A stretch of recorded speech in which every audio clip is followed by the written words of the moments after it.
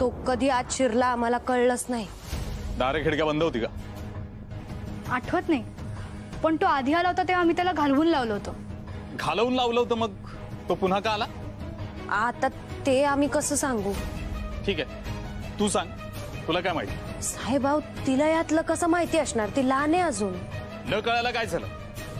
तुम्ही दोघींनी त्याला हाकलून लावलं होतं ना? हो। मग एक माणूस घरात शिरतो हे कळलं कसं नाही तुम्हाला? कळलं नाही कोणालाच, काय? आणि कळणार पण नाही।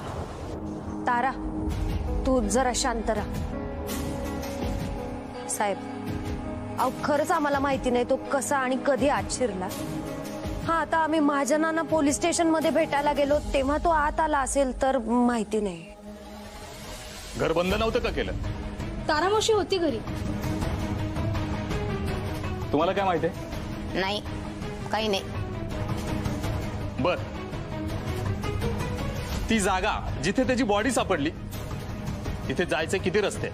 अशी जागा आहे हेच आम्हाला माहित नव्हतं, आम्हालाच आत्ता कळलं। याच घरात राहता ना, मग माहित कसं नाही? अहो साहेब आम्हाला खरंच माहित नव्हतं। अनंत महाजनांना तरी ती जागा माहिती आहे का? चंद्रविलास खरंच खूप डेंजर आहे, कधी काय होईल सांगता येणार नाही। हो हो,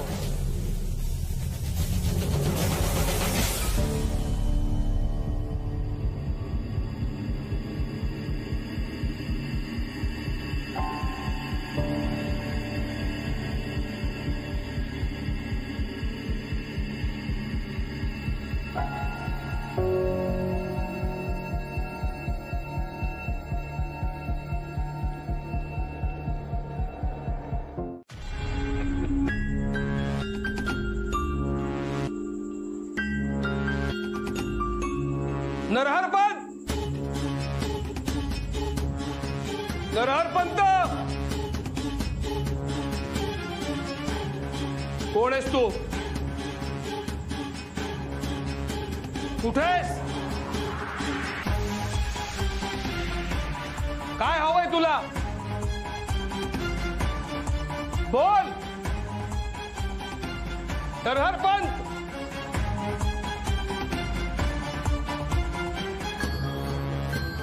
हे सगळं तू घडवतोयस ना? याच्या मागे तूच आहेस का? एका मुलीच्या बापाला तू आव्हान देतोयस हे लक्षात ठेव। माझा जीव मी ओवाळून टाकायला तयार आहे, तिला काही होऊ देणार नाहीये मी। अरे हिम्मत असेल तर समोर ये। हे जे काही घडतंय त्याच्या मागे जर का तू असलास तर बघ,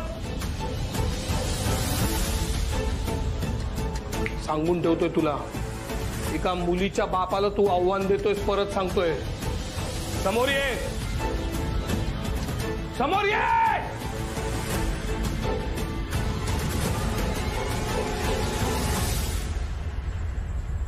माझी शरू, माझी शरू एवढीशी होती, एवढीशी होती माझी शरू। त्या दिवशी तिला खूप लागलं, खूप दुखलं तिला,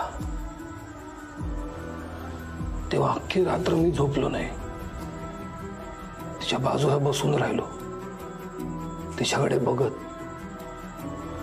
दुसऱ्या दिवशी मी अखंड तिच्या सोबत होतो, तिची सावली होतो मी, सावली। तिला कसं काय होऊ देईन मी काही? माझ्या शरूला मी तळहाताच्या फोडासारखं जपलंय। मी तिची आई आहे, मी तिचा बाबा आहे, मी तिचा मित्र आहे, मी तिचा सगळं काही आहे। माझ्या शरूला मी कसं काय काही होऊ देईन? नरहर पंत, ओळख ना, ओळख ना, अनंत महाजन आलाय, बोल। ये, अरे ये ना, समोर ये, हिम्मत असेल तर समोर ये। हा अनंत महाजन त्याच्या मुलीसाठी ढाल बनून राहील, समोर ये, हिम्मत असेल तर ये, समोर ये, मी इथं उभा।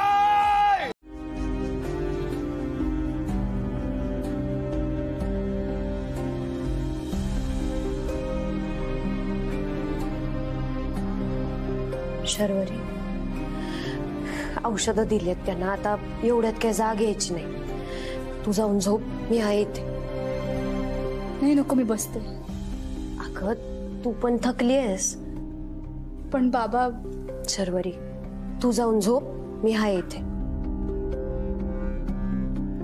ठीक आहे.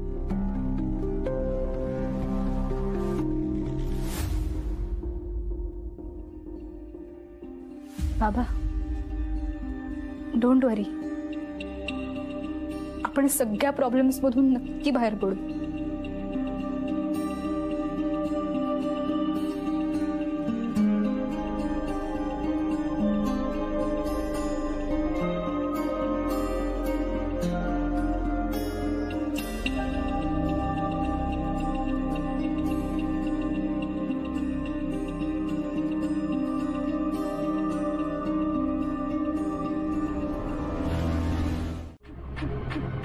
काय, कुठली मूर्ती, कसले तुकडे? बाबा असं का करतोय?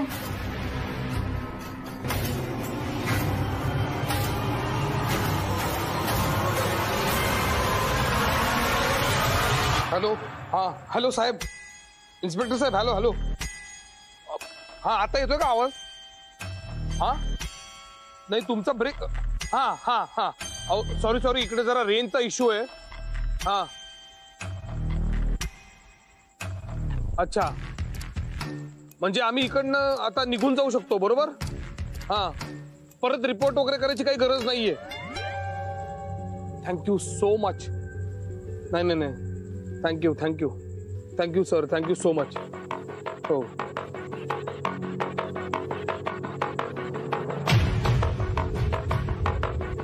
आता एक सेकंद सुद्धा या वाड्यात राहणार नाही मी.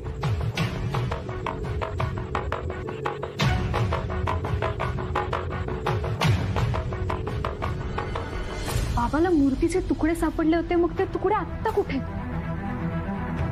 आणि ते तुकडे आईंच्या आणि शशिकांतच्या डेड बॉडी जवळ कसे काय सापडले? बघा ना, बाबा खूप पॅनिक झालाय. पोलिसांनी कशाला फोन केला असेल बाबाला? शर्वरी, विभावरी, हे उंदरांनी फाडलेले वाटत नाहीये.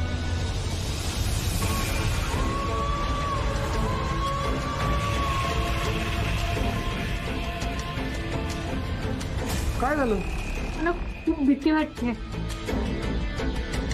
आपण जाऊया मुंबईला, खरंच जाऊया. जाऊया जाऊया जाऊया, डोंट वरी, जाऊया आपण.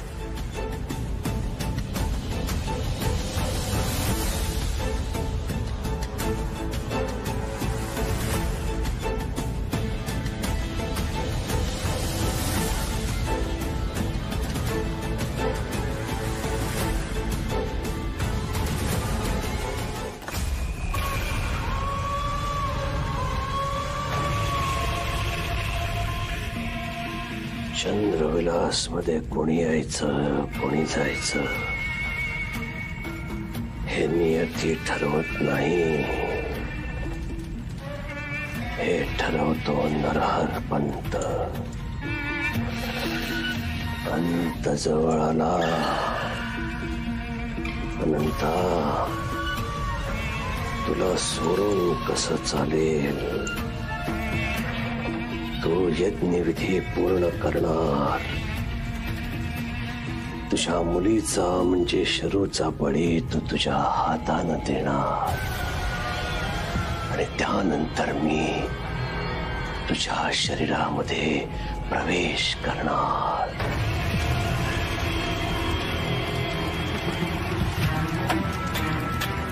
अमावास्या हाच तो मुहूर्त ज्याची मी अनेक वर्ष वाट पाहत होतो. हाच तो मुहूर्त ज्याने मला अमरत्व मिळणार.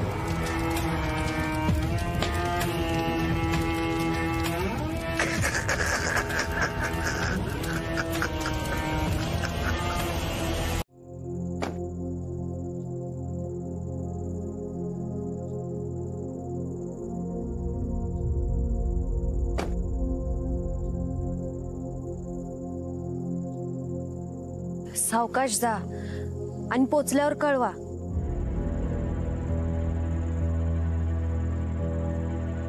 काय झालं, निघताय ना? विभावरीजी,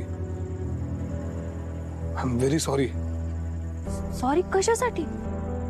मी कळत न कळतपणे जर का काही चुकीचं बोललो असेल, वागलो असेल तर आय एम एक्स्ट्रीमली सॉरी. मला प्लीज माफ करा. अहो महाजन, तुम्ही लाजवताय आता मला. अहो माफी मागावी असं तुम्ही काही वागलाच नाही आहात. खरं तर मी तुम्हाला सॉरी म्हटलं पाहिजे. माझ्यामुळे तो शशिकांत या वाड्यात आला. जाऊ दे ना तो विषय, का बोलतोय आपण त्यावर?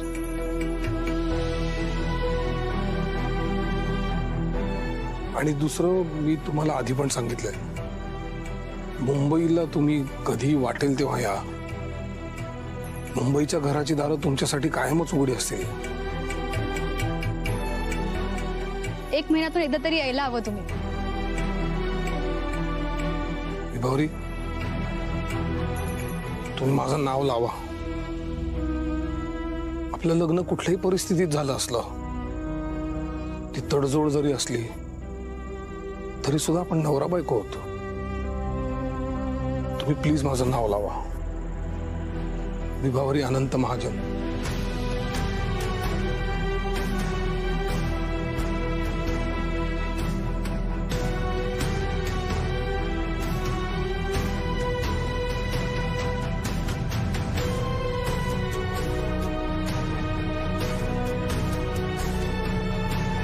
नीट जा.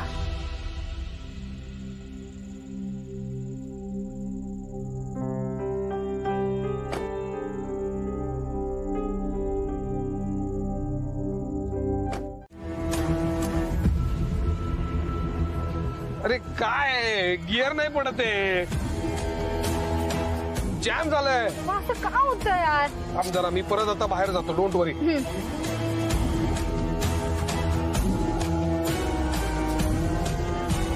तिकडनं उघड. बाबा हे उघडत नाहीये. दार कशी काय लॉक झाली?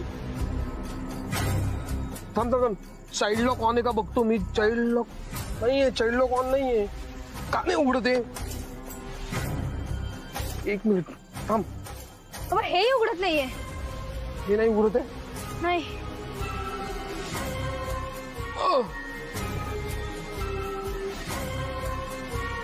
कुठलं दार का नाही उघडत आहे? काय होतंय? थांब, हे बंद करतो मी. हॅलो, काय करूया?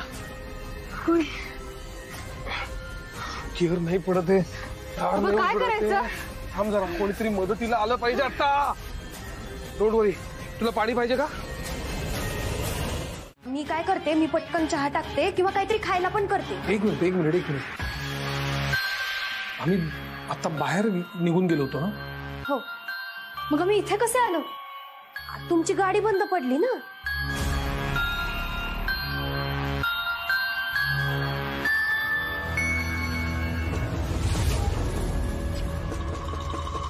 कोण आहे? तारा, तारा, बघ ग जरा कोण आलंय.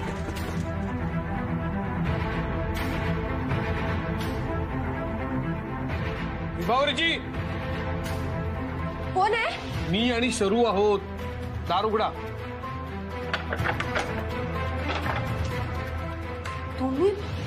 तुम्ही परत आलात? काही राहिलंय का?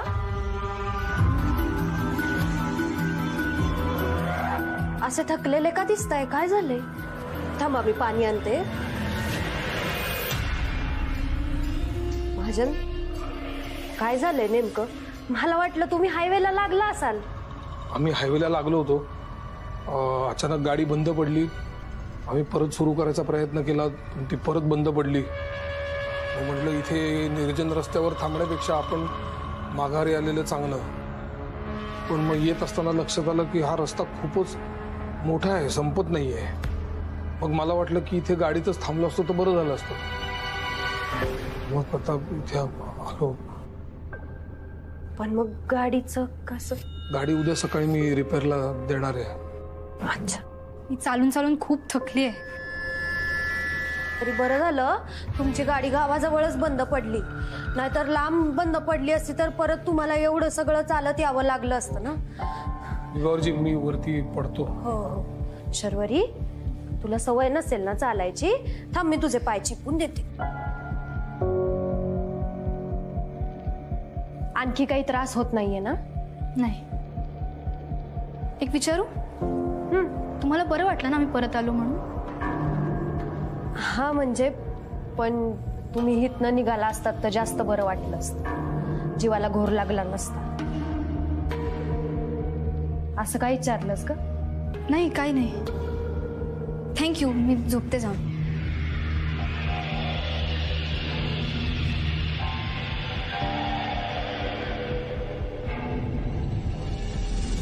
काय झालं, तुम्ही असं का बघताय? आम्ही घरातनं बाहेर पडलो होतो. आम्ही गाडीमध्ये होतो. गाडी चालू होती पण ती बंद पडली. त्याच्यानंतर आम्ही परत सुरू करायचा प्रयत्न केला, ती सुरूही झाली आणि त्याच्यानंतर परत बंद पडली. आणि पुढे शरू, तू इथेच थांबायचा, मला न विचारता बाहेर यायचं नाही, कळलं? काय झालं, तुम्ही असे का बघताय माझ्याकडे? माझा अजूनही देवावर विश्वास नाहीये.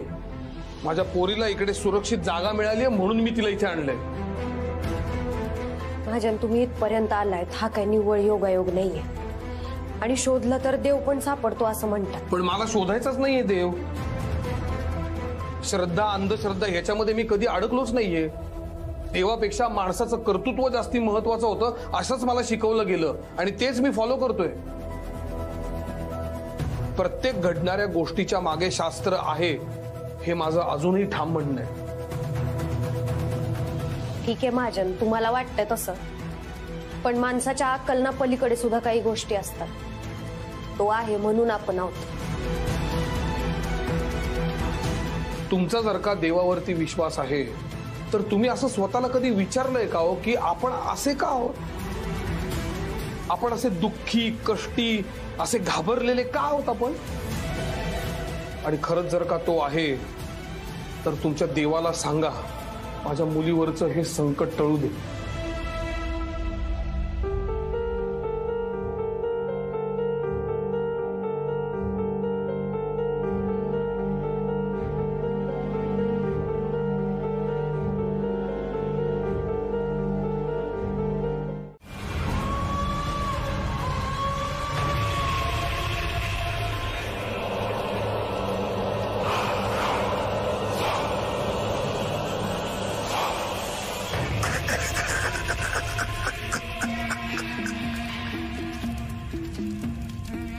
कितीही हात जोडा, पाय धरा, त्याचा आता काहीच उपयोग होणार नाही. आता काही क्षण तुरलेत, काहीच घटिका. अनंता, तुला इथं यावंच लागेल.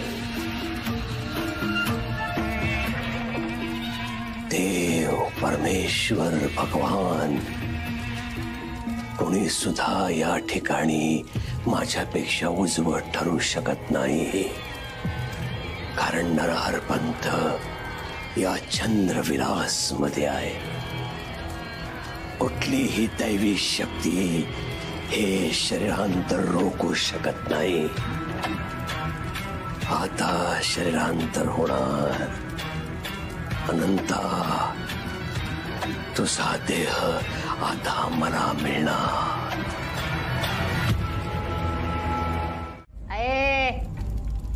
नरहर पंतांना कुणीच थांबवू शकत नाही. नाना पण थांबवू शकले नाही. आता तुला यज्ञविधी पूर्ण करावा लागन. तुला बली द्यावा लागन. मग सरकार तुझ्या शरीरामध्ये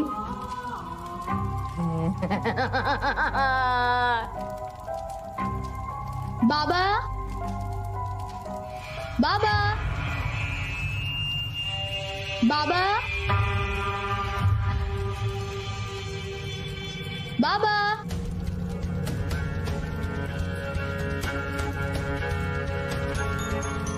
बाबा,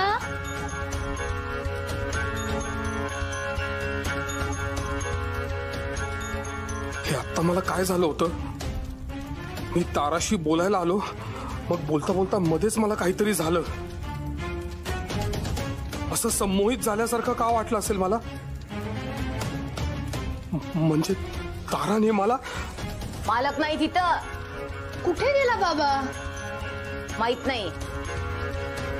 शरूच्या आवाजाने मी भानावर आलो. हो हो, पण मला हा खेळ सत्य समजून घेण्यासाठी चालू ठेवावा लागेल. हो हो, चालू ठेवावा लागेल.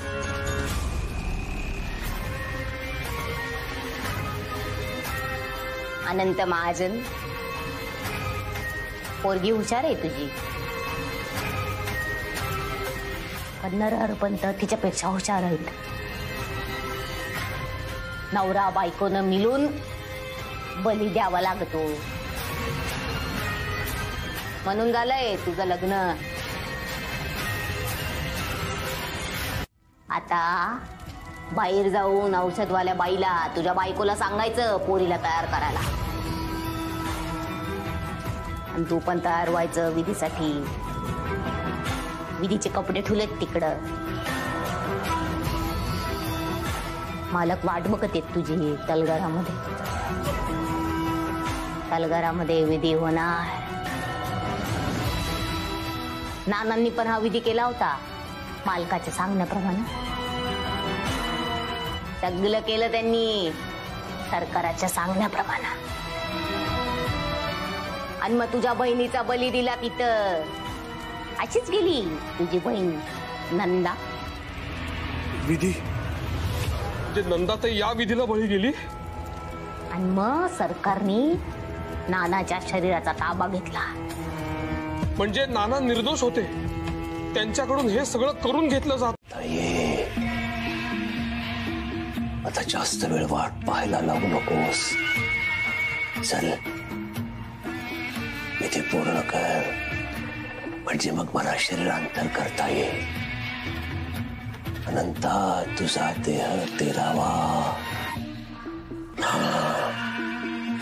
बळी आणि अखेरचा बळी. कारण एकदा का तुझा देह धारण केला की मी अमर होणार.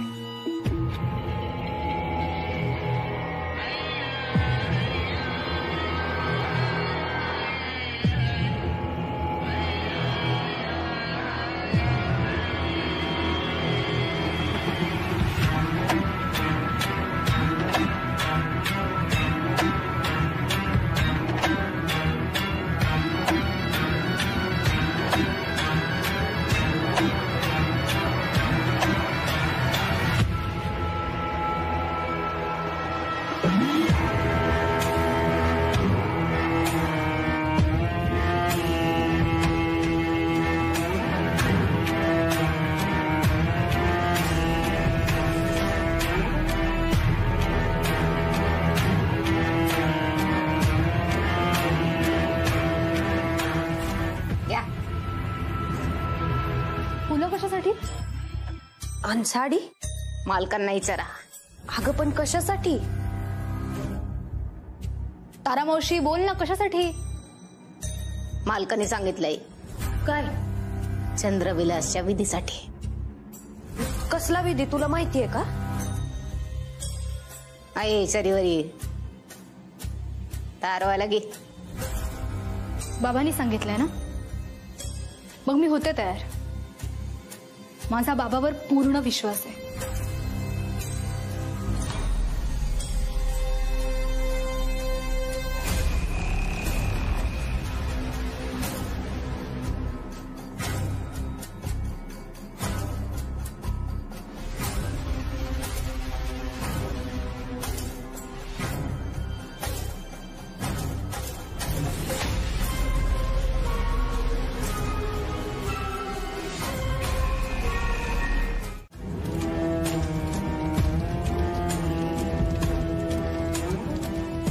सम्मोहनाय ज्वर ज्वर ओम ह्रीं ह्रीं क्रीं क्रीं हन हन वद वद तपस्वशं पुरुस्वाहा. या संविधा घे आणि अग्नीत टाक.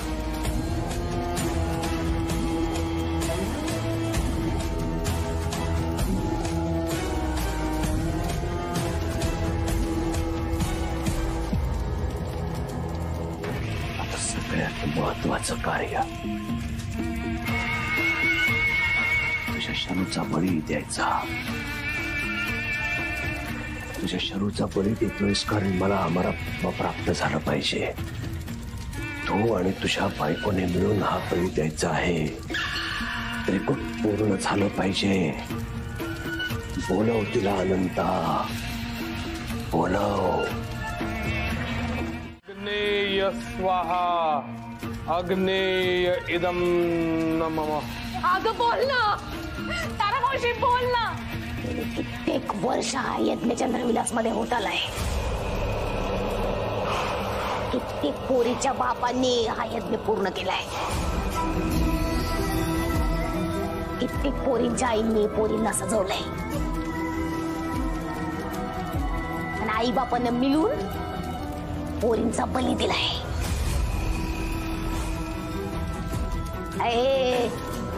तुला काय वाटलं तुझं लग्न तुझ्या सुखासाठी झालं वय? हे लग्न आमच्या मालकाच्या सुखासाठी झालंय.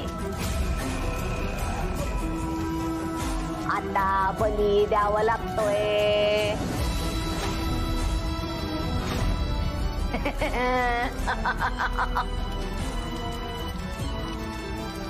आता बली द्यावा लागल.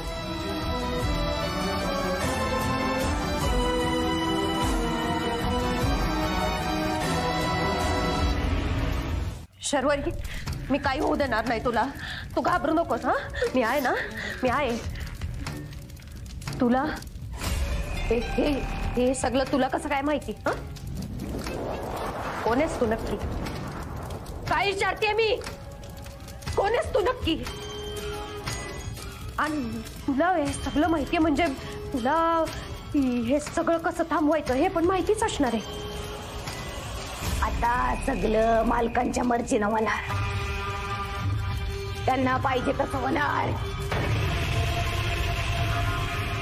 सगळं त्यांच्यासाठी होणार. कोण कोण आहेत तुझे मालक? ते बाबाशिवाय दुसरं कोण आहे?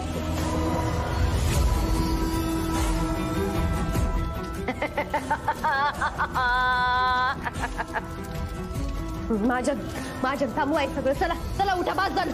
चला उठ.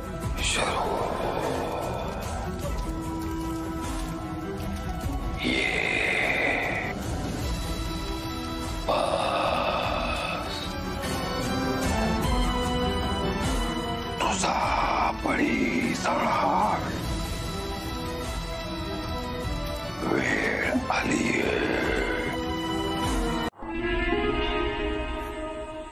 कशी आईस? लई वेळ लागला नाही उमलायला तुलाही आणि मलाही.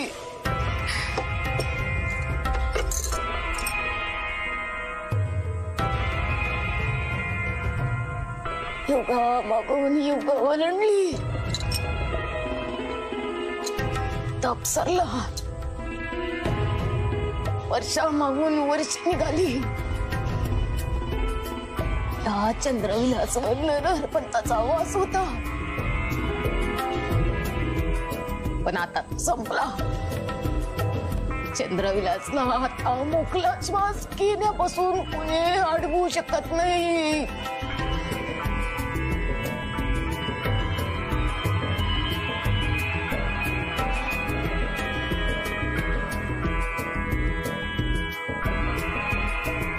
पितेची सावली नष्ट झाली. वेगळंच रूप घेऊन वावरत होते चंद्रविलास मध्ये पण आता माणसात आली.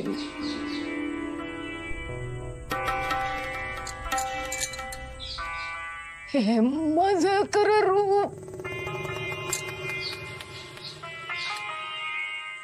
आता.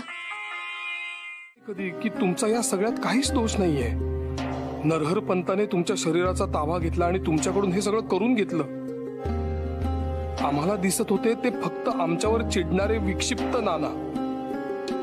हे सगळं मला कसं कळणार होतं नाना, तुम्हीच सांगा ना. ह्या चंद्रविलासच्या आठवणी मला नकोशा व्हायच्या पण इथे आलेला अनुभव मी विसरू शकणार नाही. हे सगळं कायम माझ्या लक्षात राहील, कारण वाईटातून काहीतरी चांगलं घडलंय. बघा ना, एवढं सगळं झाल्यावरती मनातला राग, रोष सगळं निवळून मुलगा म्हणून मला तुमच्याशी बोलावंसं वाटलं. ते म्हणतात ना, बाप गेल्यावरच कळतो. ते मी अनुभवतोय आज. नाना, तुम्ही काळजी नका करू. तुमच्या नातीला मी छान सांभाळेन. तिला कसलाही त्रास होऊ देणार नाही. त्याबद्दल माझ्या मनात प्रचंड राग होता, पण जे व्हायचं होतं त्याला होण्यापासून कोणीही अडवू शकत नाही, आणि तसंच झालं. कारणही तशीच होती. ज्या कोवळ्या वयात जडणघडण होत असते त्या काळात चंद्रविलासने मला कटू आठवणी दिल्या. त्यामुळे इथून निघालो पुन्हा इथे कधीही न येण्यासाठी.